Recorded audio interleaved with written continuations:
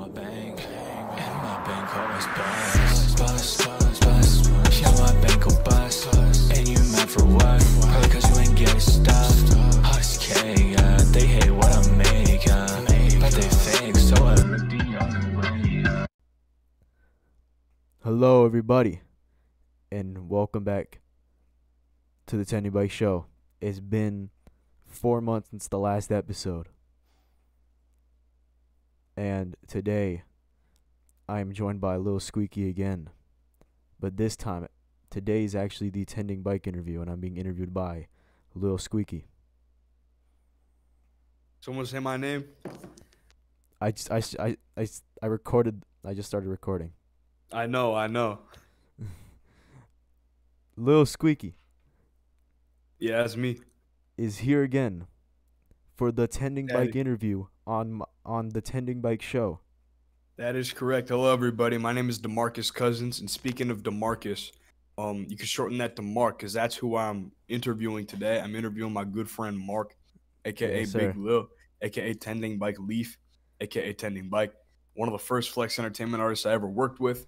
One of the Yes, sir. longest running artists in the label. Yep. And I'm interviewing him today. He interviewed me a number of months ago, and I'm here to interview him, return Yeah. the favor. I actually said I was going to interview him a couple months ago, and then I said, fuck no, I'm not going to do that shit. Let me turn on my But here camera. I I'm gonna turn on my am. camera actually. Yeah. Yes, please. Whoa, that's one hell of a background. Goddamn. All right, let's go. Let's go. All right. So, you want me to start interviewing me right now? You want me to start asking questions? Yeah. Speaking to you? Okay. Keep in mind, I will be calling you Mark for this entire interview. Okay. Okay. So, Mark, this is an interview about music, Yeah. first and foremost, but we want to go back to the very beginning. So I want you, Mark, to tell me, and if I cut out at any point, let me know that I cut out so I can repeat myself. Tell me, what exactly got you into making music, and why did you start making music? So, I've been listening to music for so at the time I've been listening to music I grew up with music basically my whole life. I got more into I got into more shit listening to discographies probably 3 years before I started making music. And then a year before, almost a year before I actually did make music, I saw the the double XL freshman list that year, which has not aged well at all. But I saw that list. Wait, and which year? the 2018 list. Lil 2018 Pump, list. Smoke Perp, Steph Law. Trippie Redd, JID, YB and Amir, all. But I said, Yeah. I wanted to have a group like that. I want to have a group, and we get to do ciphers and all that. And then I seen this video. I think I seen it might have been the Brandon Rashad reaction. I might have clicked the original, or I might have just watched his reaction. It was the Hip Hop HQ video. They put together their Yes. worst rap songs of 2018 video. In that video, I saw Submarine Man, Lil Mosquito Disease, Lil Flexer, and Lil Meerkat, all of them for the first time. And after that, I kind of just ignored it. I did also. I looked a bit more into Mosquito, and I saw this reaction from. Actually, not reaction. The reaction wasn't out yet, but it was Brad Tayson Music's worst rap songs of the year, or just worst songs of the year, and there was one of the Lil Mosquito Disease songs. So then I One of kind the really early ones. yeah. So Like- then I I don't know, anime narrator or something yeah. like So that. then I kind of left it for a little bit, but I actually got into Submarine Man. I thought he was hilarious, and Yeah, me too. basically, I think in the spring, really early spring, I decided, you know what, I've been interested in doing music, so I said, I'm gonna see if I can join this Flex Entertainment label because I seen that they started a label after that. It was Flex Entertainment. I DM'd Little Meerkat on Instagram. His Instagram page is no longer up, unfortunately, but I DM'd him asking if I could join, and he sent me the Discord server, and I was talking to him and an OG Flex member, the Homie. And after that, I guess I joined the label. I didn't really put out anything for like a month, but then I put out my first song, Air Jordans, featuring Young Fizz. That was your first song. Yeah. I didn't know that. I thought you might have had something out before that. Like that was, Insane. that was the first. Insane came later. Yeah, so yeah, that's basically the beginning. That's the beginning of me. And then also I went under the name Big Lil at the time. Okay, yeah, I think I had some connection problems because you kind of froze up on my screen, and then all the words like played really fast. I think it was making up for the lost time. How did the name Big Lil come to mind? So Big Lil. I was thinking, so when I was thinking of a name, I seen, people have like, there's a lot of Lils out there, and there's like some bigs out there. So what, I'll just put them together. But I was thinking Little Big, but like there's too many as to start with little, so I'll go Big Lil. Yeah, it's smart, bro. Genius rap name, really. And on a similar topic, where does the name Tending Bike come from? Okay, so the name Tending Bike, I got like in like Christmas 2014. My uncle gave me old his ass rap name. My uncle gave me his Xbox. I think it was a 360. And he was setting up. He set it up, and then we found like this. I think there was an option for like a randomly generated like username, and the username that it gave us was Tending Bike, and then like a few numbers or something. It looked like that's what I thought. It looked like an Xbox gamer tag. Yeah. Yeah. So then I just then later on I started using it for like everything, like on my YouTube, and basically everything else. And then eventually just become my actual name because I've been using that for a bit. So I got kind of tired of the Big Lil name, so I went in with the Tending Bike, and it's been that since like spring of 2020. Yeah, you've had the name for a while, so obviously you're not going to be changing back. But was there any were there any points in time where you considered changing the name back? Not really, but I remember there was this one day after the name was changed where like Lil Toyota, Travis Scott, I think even you were involved, the J Coin Drive, they were just I remember wanting you to change it back. I really wanted you to change it back. Everyone was bothering me saying, "Oh, Big Lil was funny. Tending Bike's not even interesting." It was a funny name, bro. It was a really funny name.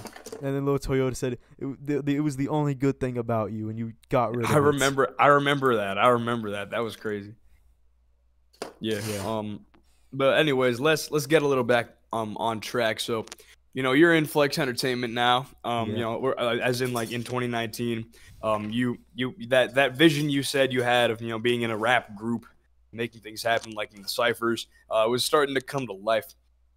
So early on, I know you took advantage of the people around you. You made some collaborations. You had To the Moon. You had Crip with a Stick. Yeah, Crip with a Stick. Yeah, various other classics. Yeah. And I mean the singles kind of speak for themselves. They're singles, but like, one thing I want to ask about very early on, probably your most infamous music video, the most infamous visual piece that goes with your career is Insane. Yes. Can you please explain the thought process behind both the song and the video? I wanted to, okay, I guess you could say I might have tried to do something like, actually, no, I wouldn't say it was like something like Lil Mosquito's Use Trombone attack maybe for the video. I think I was just trying to like mimic like the old XXX Tentacion like screaming shit. Yeah. Okay. What about the video though? The video, I wasn't even supposed to show part of my face in the video. I was still keeping my face secret, but I just couldn't find my shade, so I was like, "Fuck it, you're gonna see my eyes in the video." It was perfect. And my hair, you're gonna see my hair too. You could have put up. You never thought about putting like a blanket on your head or a pillowcase on your head or something. I did that in this other video that I recently unprivated after they found out about it. The Gotcha Ass music video I made for ZL, where I just had I had stuff on my head for I didn't know that existed. Pitbull, Gunna, Eminem. Those are the people on the Gotcha Ass. The Chance the Rapper part where he goes, "I love my wife. I love my wife." That was Gotcha Ass 3. That never came out. Yeah. Damn, and I remember there's gonna be like YNW Melly Hook where he's like, "Yo, rep yo city, rep yo city, rep yo city." You Gotcha Ass theory, bro. The Gotcha Ass series is legend. I wrote the Gotcha Ass series. Zed, I mean, there's Gotcha Glock. Zed wrote. I think Zed might have wrote that one. I don't know, but yeah, Gotcha Ass 3, man. I wish that came out. It was gonna. It's Eminem, Pitbull, you know the usuals. Produced by Pharrell Williams. DJ Khaled also making an appearance. He was on there. There's Yeah. the Florida rapper Trick Daddy. There's Rick Ross. Rick Ross is gonna make another appearance. He did on the Gotcha Ass 2. And then there was YNW Melly on the hook. And Chance the Rapper Yeah. just randomly there saying he loves his wife. I love my I love my wife. Yeah. Yeah. Anyway, so around this time, you're dropping these songs, consolidating yourself, dropping some Yeah. classics. Making some more songs with people, and eventually you drop your, I believe it was your first full project, Sub-Zero. Yeah, the I first want to say it was, mixtape, yeah, I'd say. yeah, your first mixtape. Now I'm not gonna People- ask you a whole lot about that mixtape, Yeah. unless like you're gonna say something right there. So I what were you might gonna have say? I might have referred to it. I might have referred to it as an album originally, but in my eyes, I see it more as more of like a Yeah. mixtape more than. Yeah, kind of. before It's they the did it's the have 'em. opposite of Little Mosquito Disease Infection, which was originally a mixtape but got retconned into an album. Yeah. Yeah. A lot of people don't know that. I actually didn't know that. I think I learned about it after it had been retconned into an album. But nonetheless, I'm not gonna ask a whole lot about Sub-Zero, but I wanna ask a little bit about, you had all these different songs, some of them lost media, some of them deleted and unreleased with very similar names. They've all been Gotcha fa- Ass, they've all Gotcha been Glock, found. Hold That Ass, Hold It Down, stuff like this. Can you please explain why these songs have such similar names and like this whole? Can you please clear everything up about the alternate names and alternate versions? and Okay, whatever? so Hold That Ass was originally called Hold It Down with Will Berto. It was not called Hold That Ass. Some reason. So randomly in like late 2020, the song resurfaced under the Flex Leaks account, and it was under the name Hold That Ass. And what else were you saying? Gotcha Ass. So there's Gotcha Ass is also kind of complicated because there's also a song on Sub-Zero called Gotcha Ass, which was the first time you've ever heard Legoland on a song. This is my boys, a Sauce Boss. Yeah, Sauce Boss. That song, yeah. And then there was also the Gotcha Ass original, which was me, which is I guess like the before I gave it to Zed or something. And then so that one's kind of similar to the Zed one. It has the same lyrics. Then the Zed one, which was the final one, and then the one on the Sub-Zero one is quite different. To be honest, I don't even know why. There is still some similarities a little bit in the Sub-Zero Gotcha Ass, but it's I don't know why. And then Okay.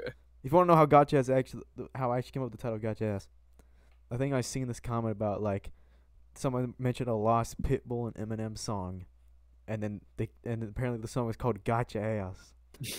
Gotcha Ass. I wrote it as an Yeah. Eminem and Pitbull song, and then Zadell just added Gunna to the hookup for some reason. Yeah.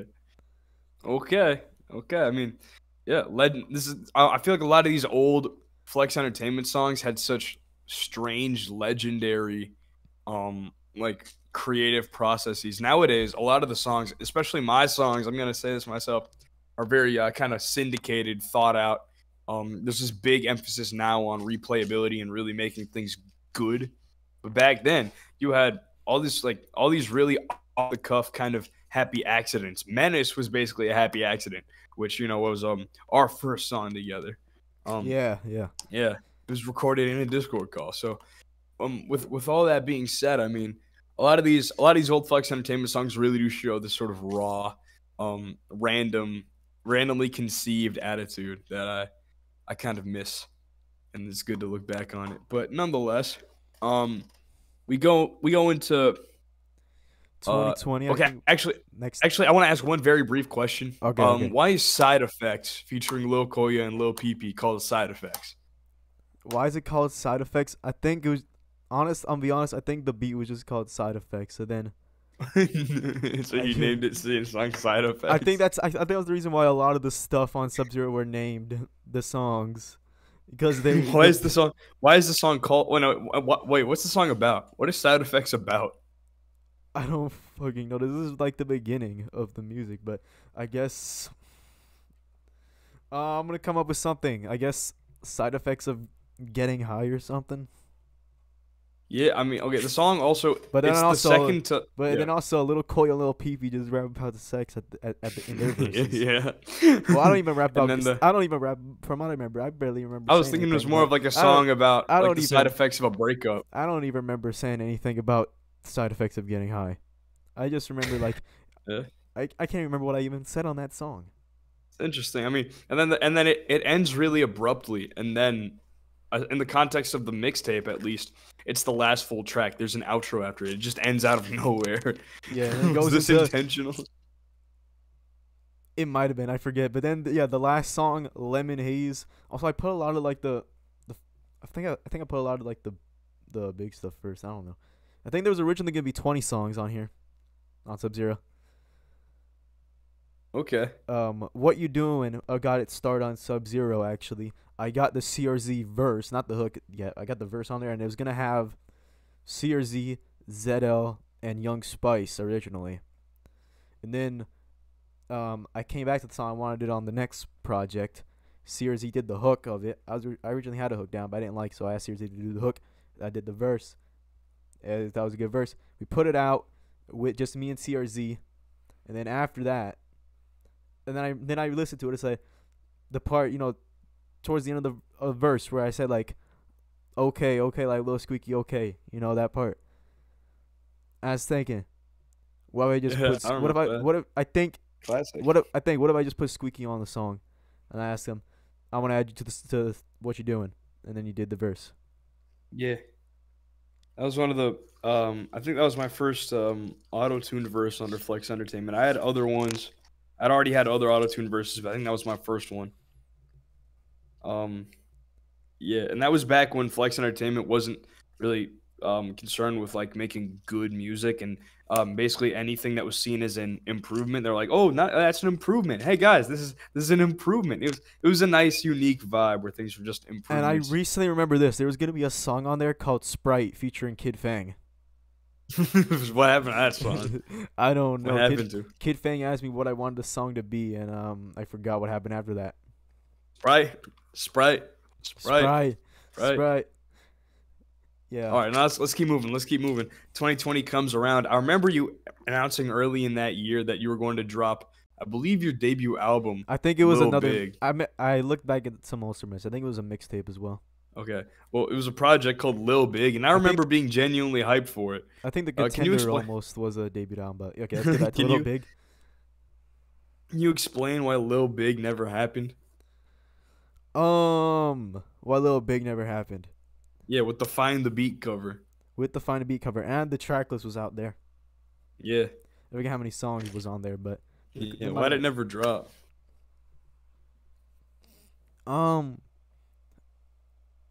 damn, I can't remember why I did it. I think I just didn't. I think I just lost motivation to make that shit. But then I decided there's some songs I have like work done on, so I might as well finish the ones that I actually like have work done on it. So then they ended up on Little Big, Brain, and The Contender, which The Contender was gonna be my debut album. I think originally actually because it was gonna have like 10 songs, then it got cut down to 8. Because I think the 2 other songs that would have made it out, I thought it was kind of filler. But it still ended up having Tupac interlude on there and Joe's outro. Yep. The important ones. The Contender's an EP, if I'm correct. Yes, and so is Yes. Lil Big. Yeah, Lil Big Brain. Lil Big Brain, yeah, Lil Big Brain. Yes. Big Brain. Yeah. Yeah. Nonetheless, I remember this being a time, where you got a lot of backlash for your music.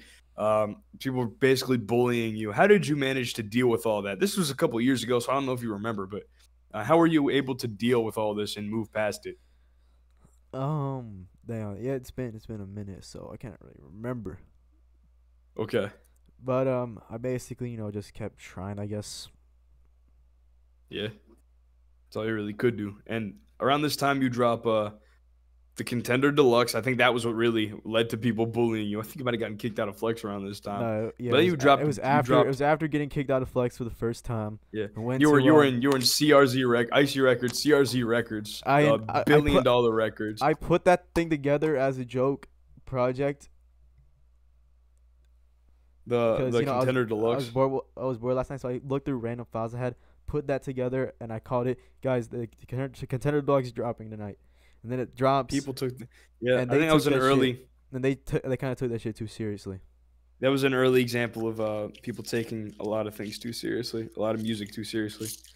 But moving forward, you're in billion dollar records, and you drop, which is now a catastrophe of its own. But we're not going to talk about that. We're going to talk about you. You drop Backseat, Yes, very Backseat. important song. Can Very you please important explain song. how you managed to get this song with The Weeknd put together? I got connections, like what Yeah, you Emmy got says. connection. Yeah. Now look I- at Emby. He can make anybody famous. So Yeah. how did you get those Weeknd connections? All right. Let me tell you the real story. I heard Yeah. this I heard Soulja Boy use like a beat that sampled the same thing. So then I found the beat. I just used it, made it my own, and Yeah, made I it believe better. I knew that. Yeah, And made it better. It made it better. I'm just gonna be honest. Yeah. And yeah, and then I just for some reason I just decided why not just put the Weeknd as a feature on there. Yeah. Also, is it true that the can you remind me where the "I got cash money over me and she woo with that" part comes from? I think I came up with that part if I remember. Okay, I thought you might have said it was from something else, but I might be remembering wrong. Yeah. Yeah.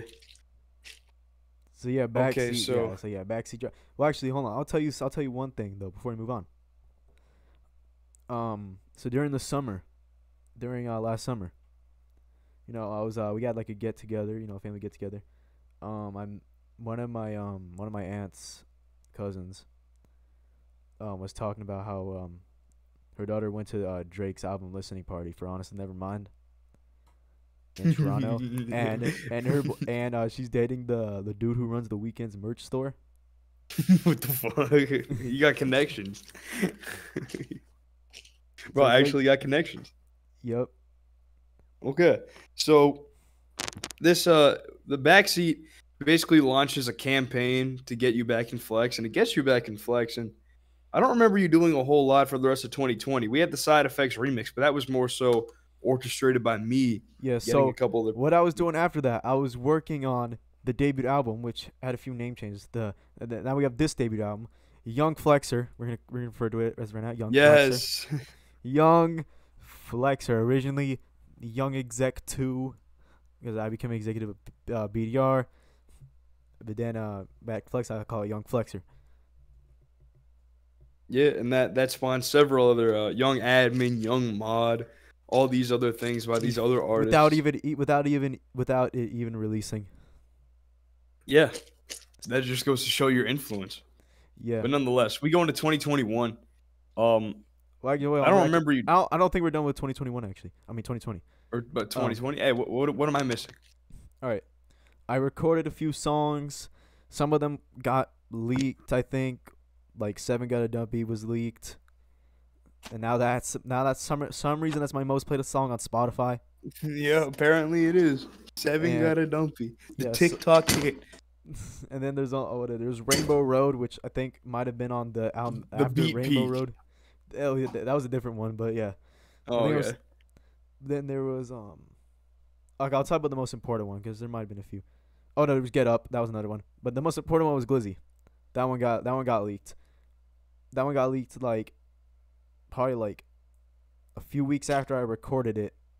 Yeah. It got Glizzy's a leaked. masterpiece. It got leaked on Glizzy's the- so beautiful. You know, you were asking me to drop something. I dropped Glizzy. You said drop Glizzy. I dropped Glizzy. And then I dropped Air Jordans 2 as well. So yeah, it was like towards the end of the year where I came back in really with Flex stuff. I dropped Glizzy and Air Jordans 2. And then the music video, and then to end off the year, I think the music video came out. Yeah. So now 2021. We're going to 2021. This is a busy year for you now I think about it. One thing I want to ask before we go into the year, you mentioned Get Up, and that reminded me, you have a distinct style with where you have very simple or very aggressive song titles. You have these aggressive song titles like Get Yeah. Up, Get Down, Hold That Ass, Gotcha Ass. And then a lot of very simple, like Wait, one word titles like hold up. Pockets, Guap, Glizzy, My stuff like that. hold up. All right, we back. Back. We back. Let me get my camera back on. Sorry about the technical difficulties. My headphones are acting like a big bitch, Big bitch. big baby bitch. Okay, so what were we on? Beginning of 2020. Oh, I was about to ask you why do you have so many simple / aggressive song titles? I have no idea, to be honest. Okay. Well, anyway, we're getting into 2021. I don't think he did a whole lot at the very beginning of the year, aside from dropping Guap. But then The wanna shop, the shop, the fact the Shop, debut yeah. album. The Wanna- finally the you want to give us keep it brief, but give us some insight onto the creation of that album. So I had multiple plans for the debut album. I ended up scrapping a lot of them, and then I asked Lambo if he wanted to like do this album for me, and he did the album. And I gave him like this track list, and I told him what I wanted the song to sound like. We did it. We finished it in like less than a month, and then we put it out. Yeah. Is it true that he's the only reason the album is good and that he carried the entire operation? Maybe. I don't know. Well, personally, I still enjoy some of the songs on there, like Pockets, Extended Clip, Glizzy, obviously. He did nothing with Glizzy. Glizzy was the same. I just put it on there because it was the big song. Glizzy, Pockets, Extended Clip, Checks, just to name a few. Lift Off, all those ones. Lift off. I'm about to cut my dick off. Yeah. Yeah. But anyway, anyway, how much if you give it like a percentage from 0 to 100%, how much what percentage of the quality of the album would you dedicate to the efforts of Young Lambo? Maybe like, I don't know, because he did all the mixing. I'd probably say like, and he gave me some lyrical ideas, so I'd say like maybe like 70 or something. I don't. Okay, quite a lot. All right. Anyway, the album I think was pretty well received when it came out. Soured a little bit. Basically, that happens to every album out of Flex Entertainment. It's a struggle, really. Bet it's gonna happen. nonetheless- I bet it's gonna happen to self-titled. Yeah, it's I gonna can already happen. see the signs. Yeah, exactly. Now, something I want to ask about is I don't think a lot of people remember this, but Sub-Zero 2. Oh yeah, that did drop. Yes, would you like to give us some insight into Sub-Zero 2? So, I actually was planning Sub-Zero 2 in late 2020. I kind of like put it down, just did the album, the album first, and then I decided, you know what, I think I want to drop Sub-Zero 2 in this like sometime after the shop. I think it might have been like a month or two after the shop. And basically, I wanted to do like, I don't want no mixing, and just not giving a shit. So that's what I did. I wanted to feel like the original, but like slightly better in quality, and somewhat understandable lyrics to make up. But it's like barely any mixing, and that's basically Sub-Zero 2. And it Yeah. released on Yeah. streaming. Then it was only on SoundCloud. It is still, I guess technically it is still only on SoundCloud, even though all the songs are on the Starboard Close compilation. It got reissued like in the summer also, so I also went ahead and changed stuff. But now everything from the reissued and the original, all on the Starboard Closed compilation. Okay, yeah. I completely understand the point of dropping it, not really caring at all. Unfortunately, in Flex Entertainment for the past couple of years, it's basically been contractually required that you care about your music, like you really care about it, and you try to make it as objectively good as possible. Mm-hmm. Nonetheless, I Yeah, I have a soft spot for stuff that just kind of doesn't really give a shit. I think I remember listening to it and liking it, but then I don't think I ever went back. Um, Nonetheless, it's kind of it's essentially a piece of lost media in a way, or at least like a lost project. It Yeah, just kind of well, disappeared. the songs are out there. Songs are out, but they're not out in Sub-Zero 2 they're not form. out. Yeah, I guess the reissued version, but it's still missing like Yeah, some of the songs on the yeah, original. yeah, yeah. There's Now, some yeah. added Now stuff. you Like wanna, there was Galaxy One, which I put Galaxy Two on there instead, on the yeah. reissue. Now, what else did you really do? Like over the summer, for example, I don't remember hearing a whole lot from you. I was gonna make so originally my second studio album was gonna be The Life of Bike, where I wanted to try new things, basically. So I Go remember, I remember the Life of Bike now. it's, Now it's that you gonna mention it. it's gonna have like some pop, some R&B, and there's gonna be a rock song which you might know released Wait, last wait, wait, year. wait, wait, wait. Yeah. We're in Can the we? city. Yeah. Can we actually back up a little bit? Before we get into that, that reminded me of some stuff. Mm. The Ariana Grande stuff. Oh my God. Um, Now, I need to. Damn, why'd you turn the camera off? That was a music interview. Yeah, yeah, but this is fairly related to your music. There was a song that you were going to make.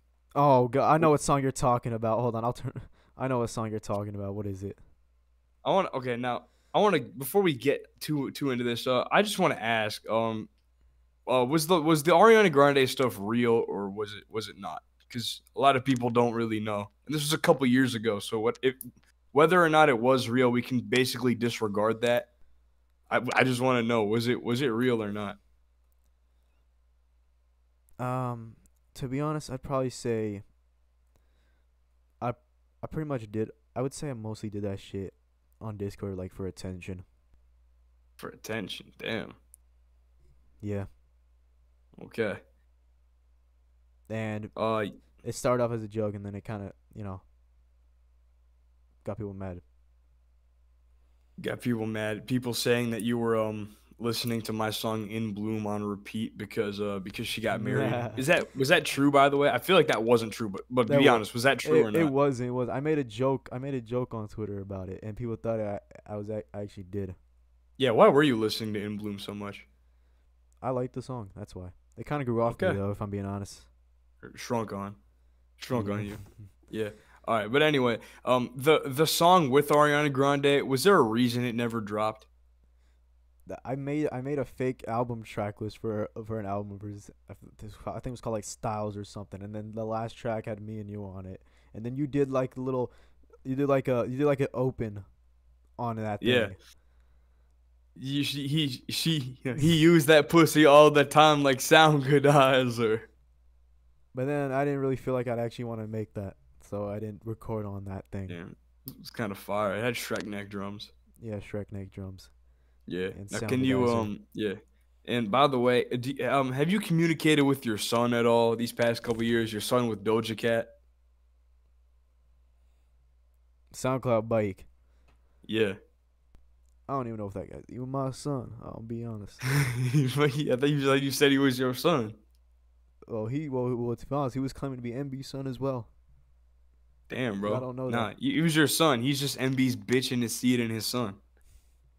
I mean, it is kind of weird because he's a year younger than me. I think he was like a year younger than me.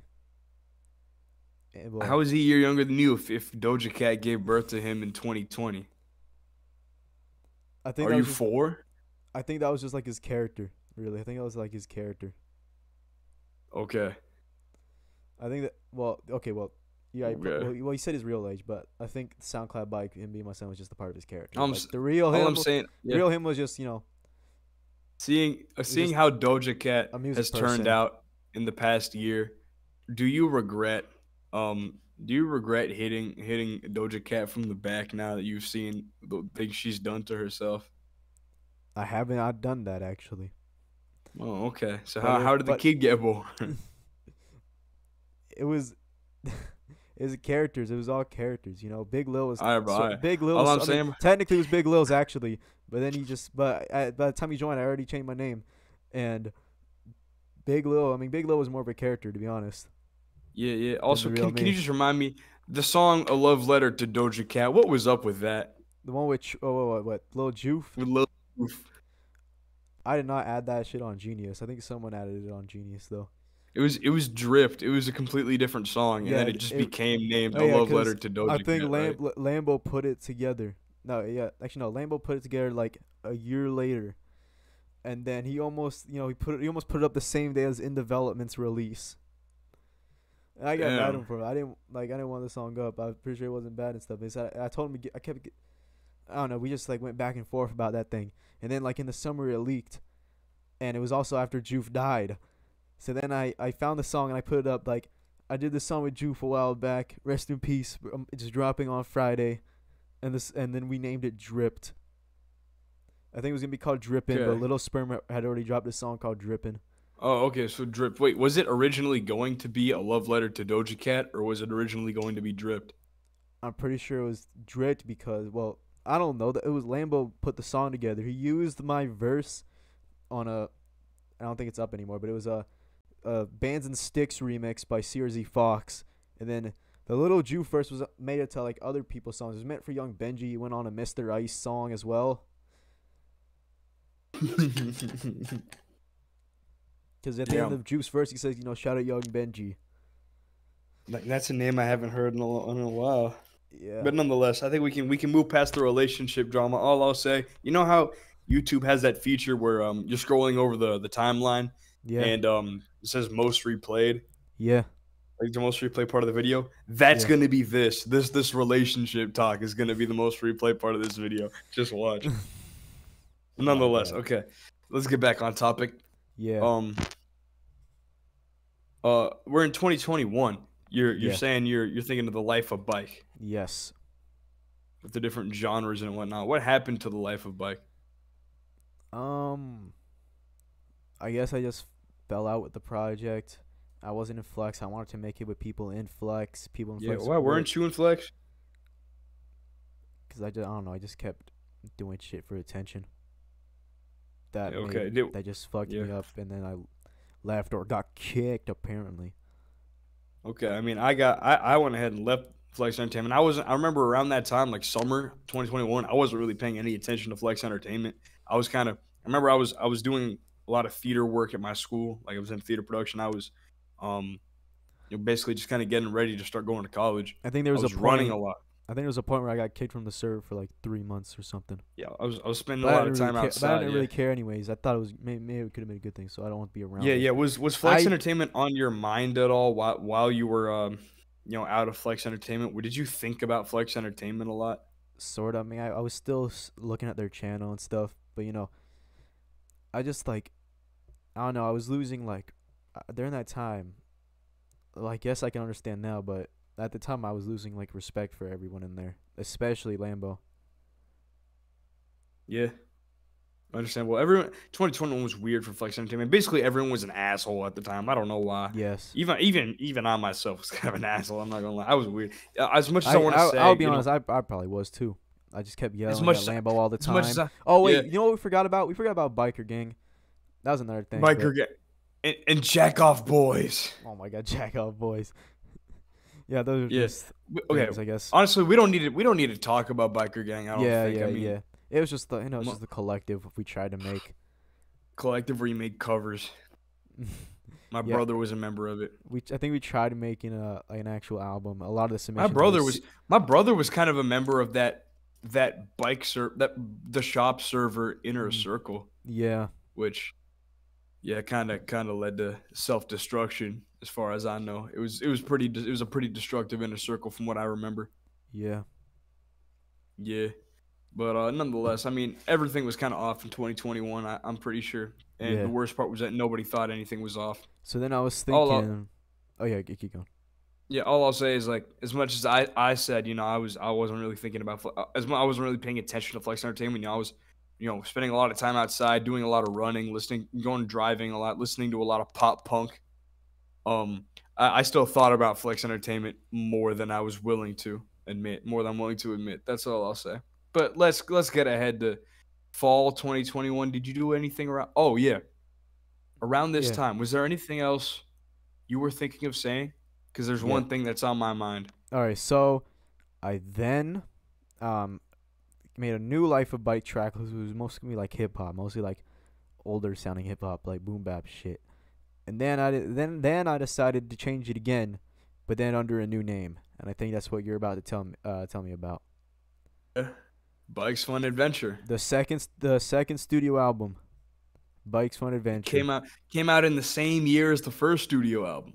Yes, like 9 months, exactly 9 months after Yeah. the first studio Yeah. album. Now, can you walk me through the creative process a little more, because it's a really fascinating album to look at. Yeah, Bikes on Adventure.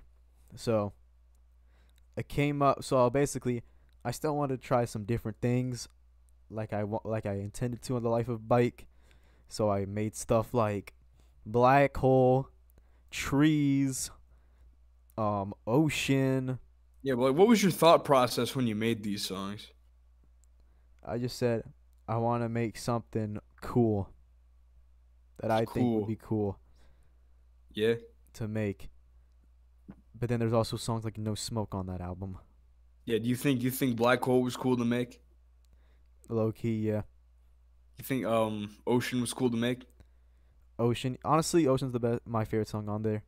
I Okay. like. You think It's quite a vibe. you think Friend Zone was cool to make?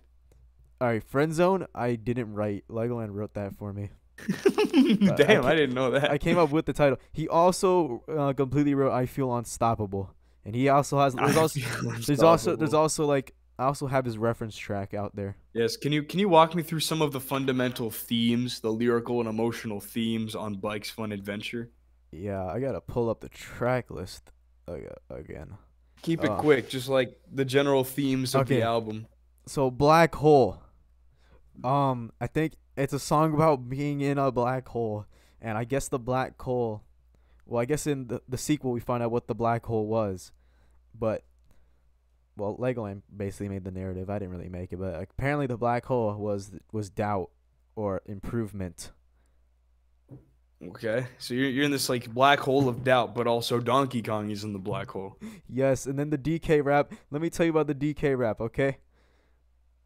Originally, so we were just listening over this shit, and Legoland notices that this has the same BPM as the DK rap, all right? And then we were gonna we were just gonna randomly put the DK rap, like the actual like beginning of it, in there, going into the next hook, but we couldn't.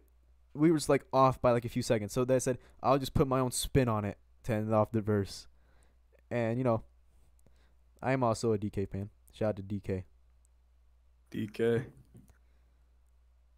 Yeah, this reminds me of one Silva Gunner remix that I heard of the DK rap. He had a bunch of them, but there's one part in one of them where he goes D D D D donkey donkey donkey donkey. And then fun fact for Black Hole 2, I did like the DK rap "Where Are They Now" thing. It's the one where the one where like Chunky Kong is dead. Okay. So then we got Pistol Fascinating. featuring. You don't gotta. Okay, don't walk me through the whole thing, but I just want to like Okay. general themes throughout the album. Okay. Pistol featuring Lego Lapern, trap song. Rush, trap song featuring Green Hill Zone from Sonic the Hedgehog, which people called a Little Meerkat ripoff. Shooters on Computers featuring Lego Bot. Also, the main thing, a lot of things about these songs was just the Legos all over. Yeah, it. Legos. Lego characters. So that, for some reason, instead of getting actual features, I just got Legoland to make. Well, Lego Lapern was a thing, Legos was a thing, Lego Bot was new. Except this is Legos' debut, but we were talking about him. Lapern was on Legoland's first album. Well, actually, no, Legos made his debut on Legoland 2, actually. So yeah, never mind. Yeah, they made their debuts on Legoland albums. So, Shooters on Computers, just another trap, No Smoke, chaotic song. Ocean, it's like an indie sound and rap song, kind of like a nice vibe. Lo-fi hip hop. Yeah, lo-fi. That Jake One Drive. That was the thing, the lo-fi. A lot of people did not like the lo-fi, and when I put trap on there anyways, they still didn't like it. But then we got Ops Ain't Ready featuring Hood Guy, which is trap metal basically. Not my first time doing it, but I thought it'd be a funny song. And then we got Friend Zone with Searsy Fox. I think we know what that song is like. It's basically some sad shit. And then originally Yeah. it was supposed to follow up with the song "Betrayed" featuring White Fury. Betrayed, And betrayed. it was supposed to be like an angrier version of the song, where the opening goes, "I'm done with all the fucking sad shit," and then it had like a Playboy Cardi Whole Lotta Red type beat, produced by Sears Fox, and then Fury didn't send his verse until, oh my god, I don't know how much longer. Then then it eventually came out. Okay. So then Stay Strapped, another rap song. I wish I did more with that one. Then Trees, the more lo-fi, and that's probably like the biggest one on the album, I think. That or Black Hole. And then I Feel Unstoppable remix, which is a remix of a song I put out that had a WT feature originally. And I re-recorded it, and I got the Legoland feature instead, and he wrote the entire song anyways. Yeah, yeah. No, yeah. So your main aim with Bikes Fun Adventure was to make something cool and doing things that you thought were cool. And Um, different stuff that I haven't There done. was yeah, it was definitely different. There was some controversy because people were saying that you were hyping it up as quote unquote serious music. Why did you decide to do that? Why did you decide to call it quote unquote serious music? I think when I was hyping it, I think when I was talking about serious music, I think I was talking about the life of Bike actually, and not Bikes Fun Okay. Adventure. And people just thought, no, he's probably still going with the narrative, or he's still like he's still gonna do the serious shit, like Psychology and music listeners is crazy. yeah. But I don't really fuck with the album. Yeah, neither do I. Neither do I. But nonetheless, we get into 2022. 2022, and this is probably the best year so far. I guess It seemed you somewhat. seemed a little conflicted early on. Can you remind me what the whole "sorry we're closed" thing was about? It was basically just me on hiatus. I wanted some time to make better music. Does the "sorry we're closed" part come from the song "Paranoid" by Kanye West? No, it didn't come from that, but I love that song though. That is a great song. But Yeah. I'll say this though. Sorry, yeah, it kind of made sense. I guess it kind of made sense because the shop, closed. I mean, the shop was already technically closed, but the bike's closed. Like we're closed. We'll be back soon. And then, I come back. We do another Menace song, and then I follow up with my first single of the year, Military. And then that's when I officially decide I'm back into making music. And then I started putting out like music pretty often, just one-off singles pretty often. Okay. Then can you so we're going into 22. 22, yeah. Can you please enlighten me on why your verse on Menace 5 is directly lifted from a Praxi Plays video? Y'all finally want to know? Yeah. All right, I wanted to make a scam rap song, which ended up coming out as Military. I didn't know how to make scam rap. I wanted to do it for the verse. I watched it, and I watched that video for reference, and I said, I'm just gonna take it because I can't come up with any creative shit. Damn. And Okay. that's how it was. It's fascinating, really. But okay. Basically, you just you just took the words by themselves just straight out of the video, you know? Yeah. Yeah. I mean, Menace Shout 5 out- still goes crazy. Yeah, Shout I had a out- lot of you know fun what- making and that you know one. what? Shout out Praxi as well. No, nothing. Shout out Praxi. He's his videos have helped me a lot with learning how to produce, a lot with getting ideas. I ain't got nothing against. I hope he doesn't have anything against me using his lyrics. No hard feelings, man. He actually has an EP he released in 2019. I was watching a video that he made about that EP like 1 year later, and he on one of the songs mentioned how he really liked this one lyric about like what was it? It was like this lyric about people basically just like taking his lyrics, I think. Like From like his basically just tutorials singing his or songs EPs, from yeah or his EP. like from his tutorials, and then on his EP had a lyric about people basically just singing his songs, like taking his lyrics like word for word, bar for bar from his songs, and then making songs with those lyrics. And I thought it was pretty amusing. All these So guys that's stealing his bars. so that's what he thinks about it. Yeah, He just finds them amusing. yeah. So I guess he doesn't really. And give a he shit finds it a much. little weird. He's like, damn, these people are taking my songs, bro, my tutorials, and like just yanking them out. But nonetheless, we're gonna go ahead a little more. Um, I remember, I don't remember a whole lot about like spring 2022. I think you might have been laying kind of low. I know there was a campaign to get you into Flex Entertainment. I was a Spring pretty big part of that 2022. campaign. That's when I started The working on the next filibuster. album. That's The when I started. filibuster was a big part of Yeah. But all after this. after I got in, it was after I got in though is In case viewers don't know what the filibuster is, Payton McKnight principally was basically executives in Flex Entertainment normally have a rule where any executive can sign any person on their own, the Mhm. label. But for some reason, Tending Bike was an exception because there was a special clause for him, a special rule in place for him specifically, where every single executive had to say yes to signing him. And slowly more and more people, more and more executives were on board with it. But Payton McKnight was the one major holdout who would just, for the longest time, seem to be saying no. And then out of nowhere, I'm pretty sure he was like, wait, what? I never said no. I'm fine with him signing. It was pretty unclear, but there was a big campaign to get him signed to Flex, especially considering people like Tatsu were being signed to Flex, and Tending Bike was not.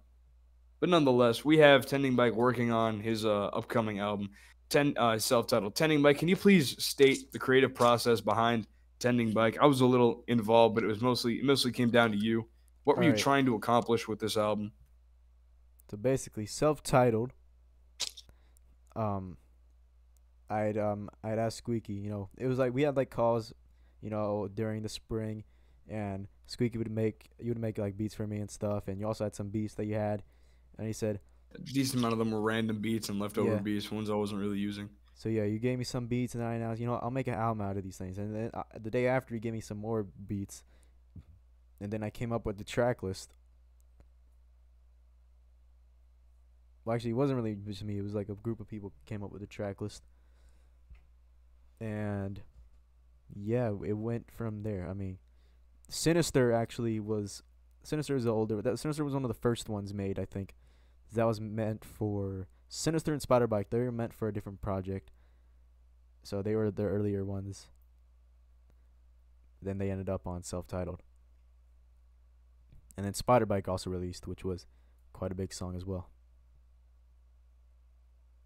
But then Yeah. back on the self-titled process. So yeah, I basically took all Squeaky's beats, and I did. You know what? I'm just gonna do what I can do best on these beats, and just prove to y'all that I am better now. Okay, so a big part of the album was proving to people that you were better now. Using this album to prove yourself. You had something to prove with this album. Yes. Yeah. A lot of the beats I think were just random ones I made kind of on a whim. Some of them were scrapped. For example, the beat on Bill We Back was originally going to be for a beat on A Feast for Everyone, originally for a song called Bananas parentheses White on the Inside. Right And on the inside. fun fact, I feel like people either don't know about this or they think I'm lying when I say it. A Feast for Everyone was I started making it before I started making It's Just Different and finished it after.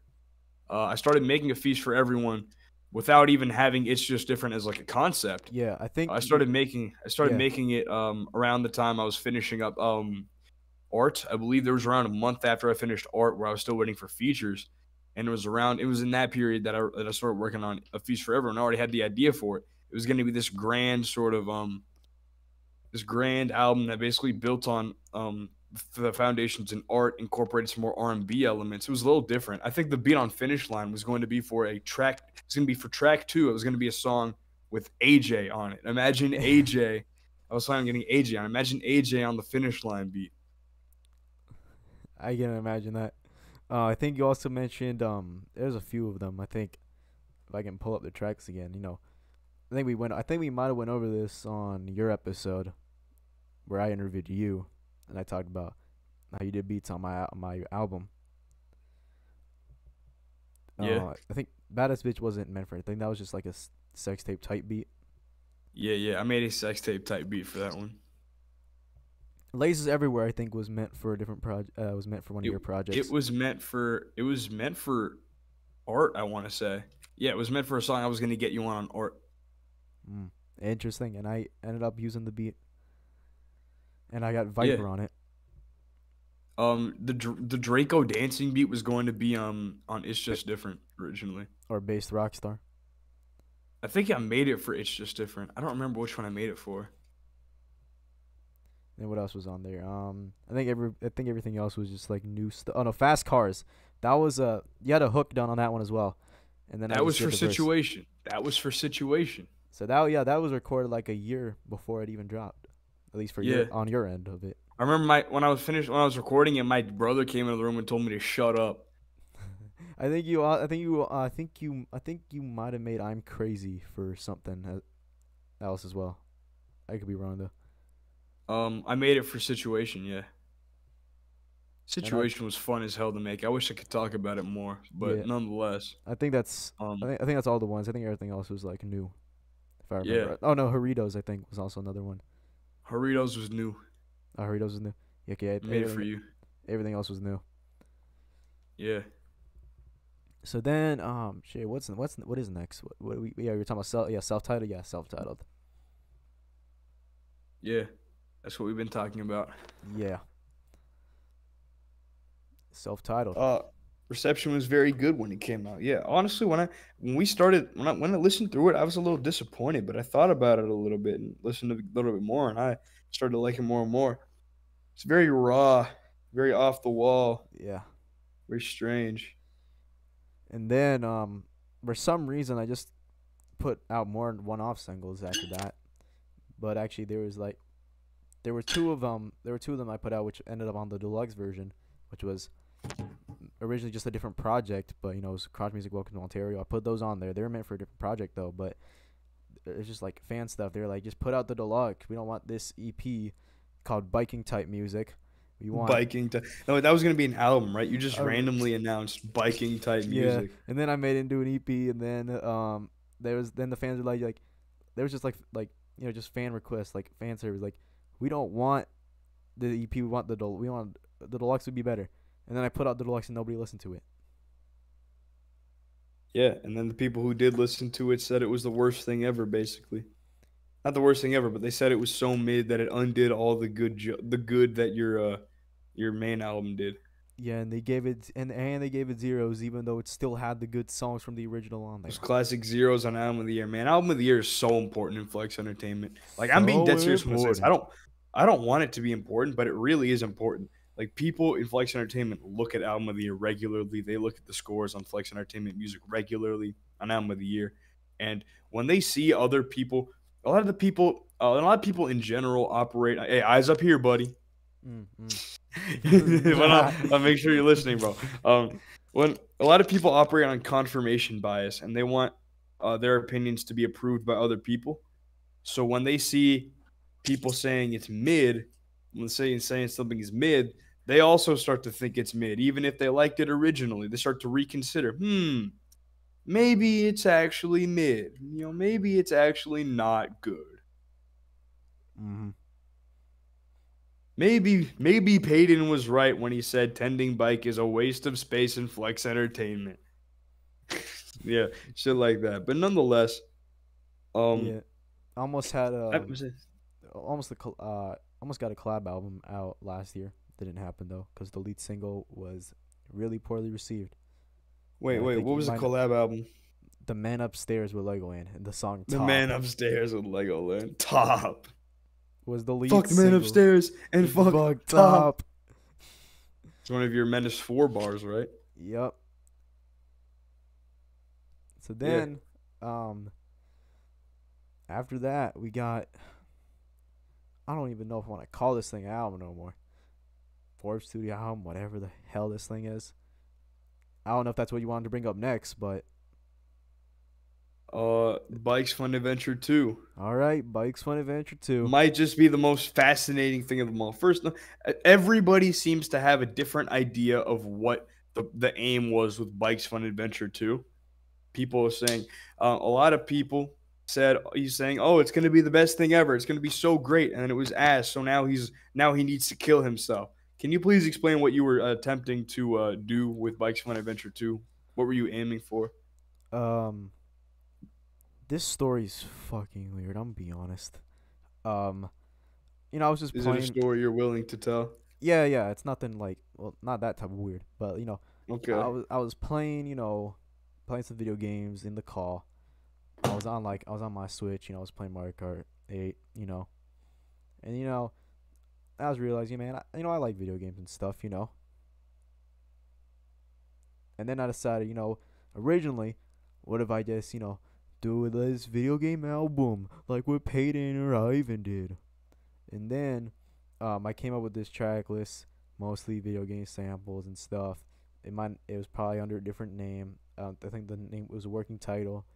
And then, people didn't like wasn't really liking the idea that much. But then, because originally it was gonna be like skits in the tracks, like leading into each track. Then I changed it. It was gonna be a little bit more different. But then I remembered some of the some stuff on Bike's Fun Adventure 1, Black Hole 1, having the Sonic Adventure sample from one of the levels, and then Sonic the Hedgehog Green Hill Zone sample on Rush. Yeah, Rush. And then there was No Smoke, which didn't have a sample in it, but it was called Bowser Type Beat. So then I took the World 8 sample, which was a planned track, and I put that as the beat switch to No Smoke 2. No Smoke 2. Okay, yeah. So basically a video game album. I get that, but why exactly do people say that you were hyping it up as the best thing ever?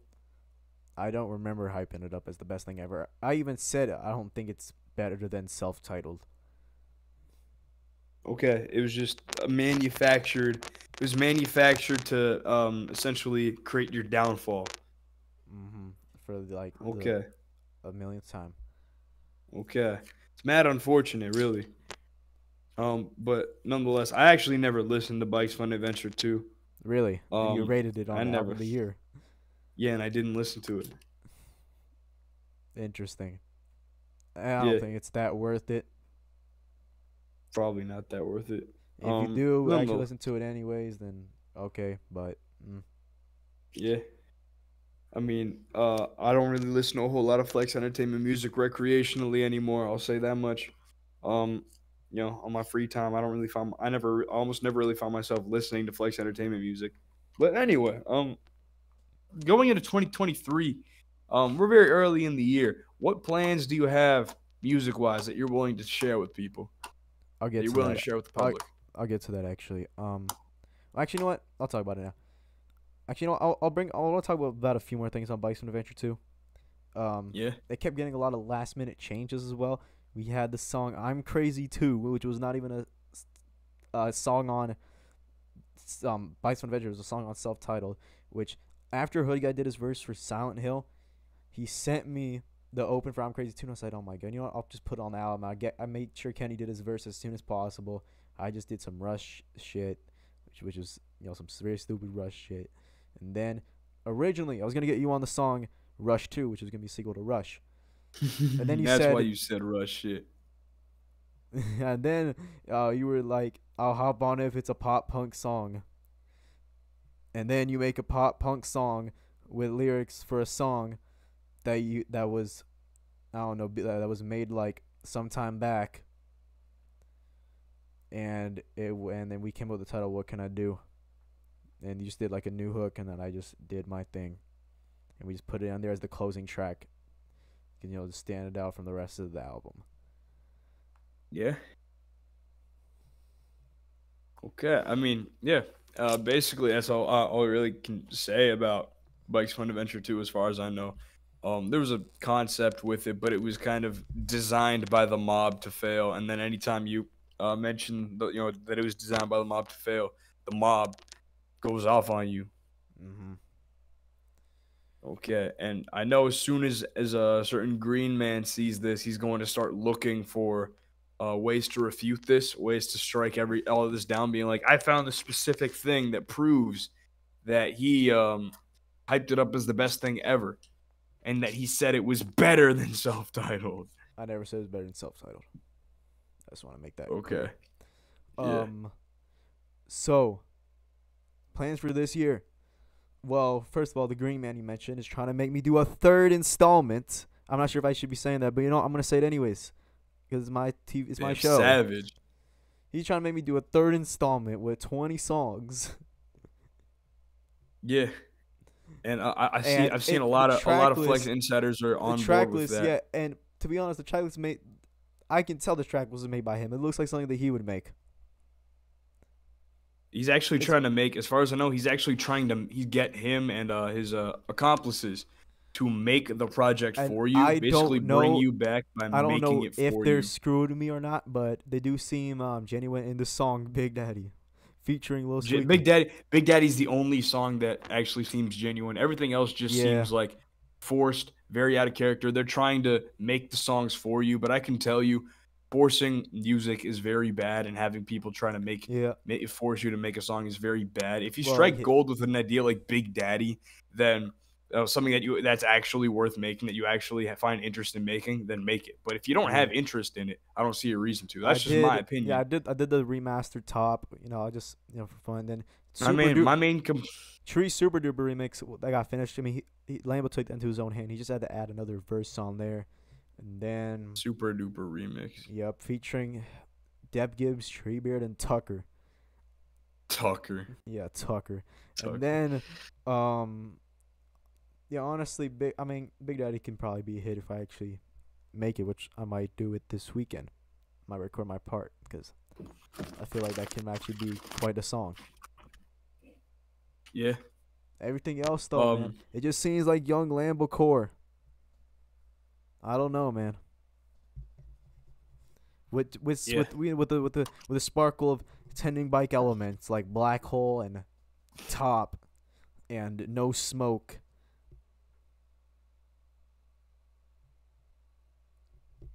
And all that, Yeah.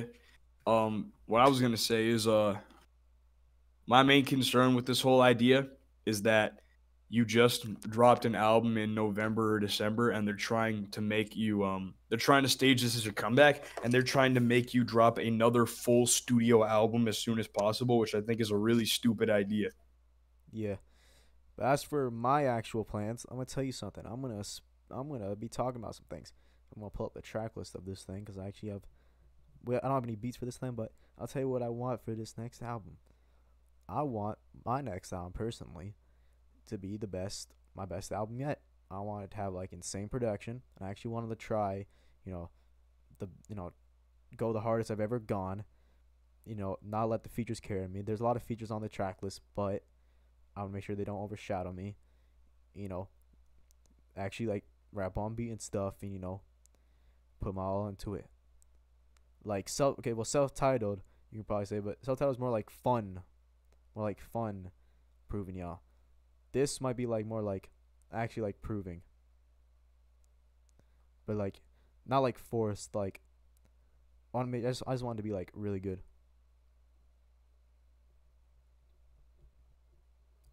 Okay, understandable. I think it's interesting you're looking into making a new album so soon. I would have personally. My suggestion is I was gonna wait till singles. I was gonna wait focus till on some singles. Yeah. I was gonna wait till summer, to be honest, though, because there's a song that I have on there called All Summer Long. There's also a song called Waves. Hey, bro, don't spoil too much, bro. Okay. So I was thinking I like do a little bit, but I was gonna release it in the summer, just so like I don't get like, people gonna see his video, and they're gonna start getting ready. They're gonna start getting ready for those tending bike summer bangers. They're gonna start getting hyped for those tending bike summer bangers. And then Lambo's plan was to release Bikes Fun Adventure 3 on April 20th. April 20th, 420. Yeah, which is like, I mean, that would be like 5 months after BFA2, but like, I don't know. Pretty goddamn fast. I don't know, man. I feel like summer's the best time, honestly. Give me some time to like work on things, and then hopefully by the end of the summer, I wanted to have at least by the summer, put out some singles, and then maybe by the end of the summer, or like maybe in the middle, if I can actually pull it off, have my best album. Yeah, makes sense. And I might go back to doing what I wanted to do on some of the stuff on The Life of Bike, the original version of The Life of Bike. Okay.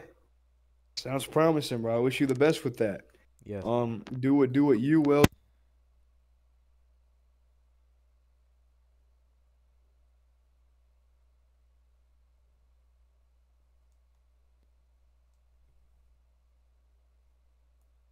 All right, I think Little Squeaky's audio was cut out.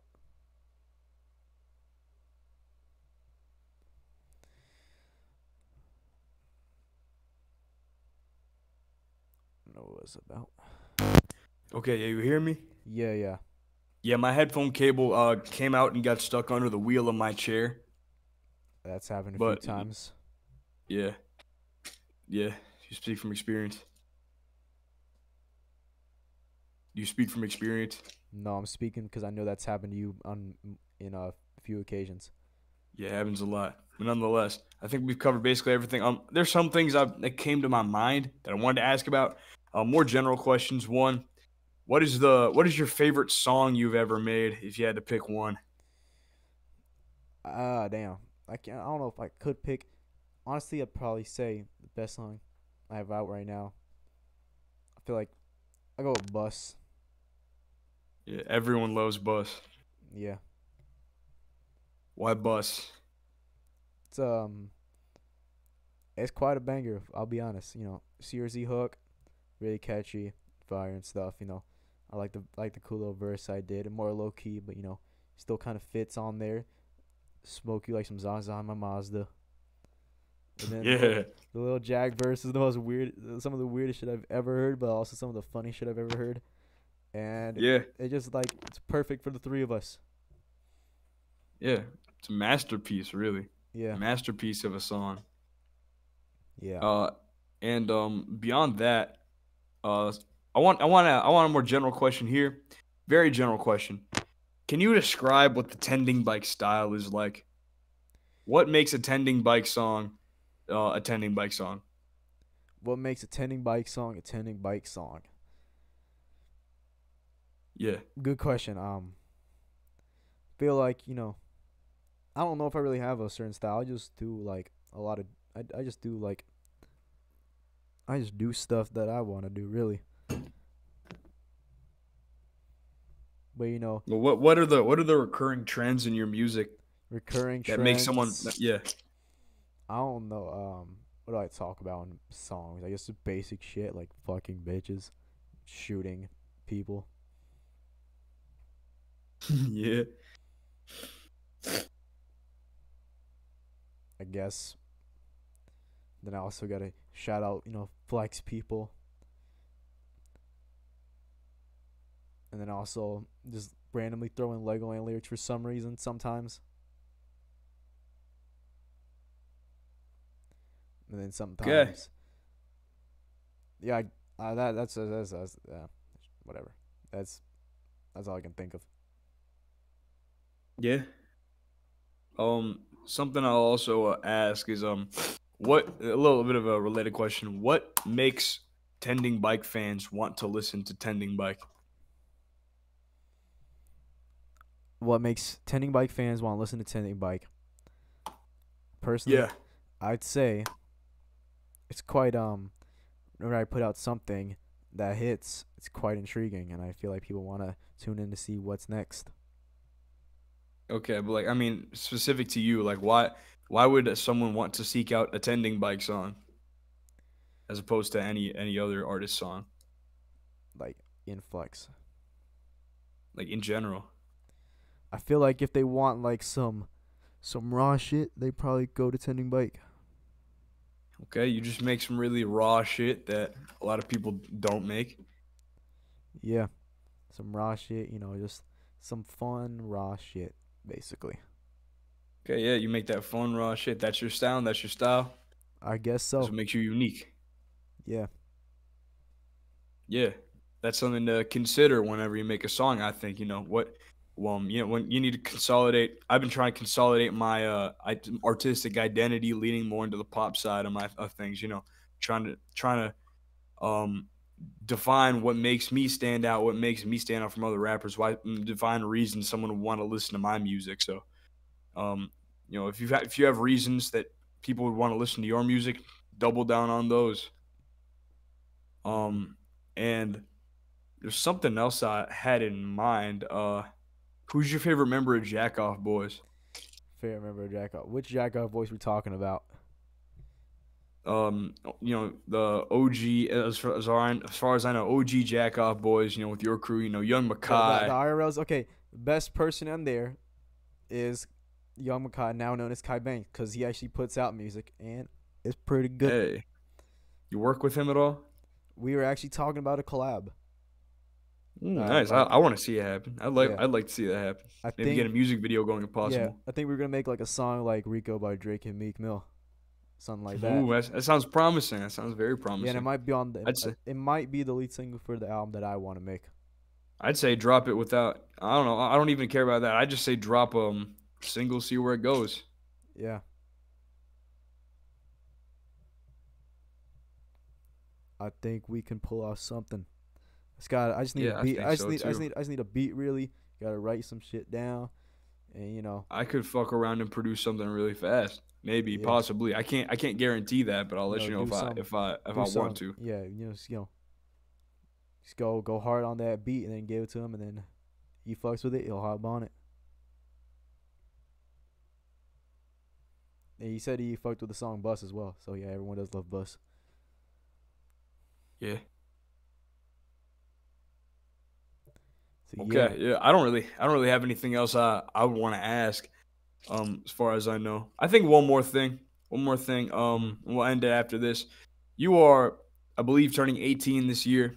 Yes. Do you think that ever since you started making music, your music making process has become more mature?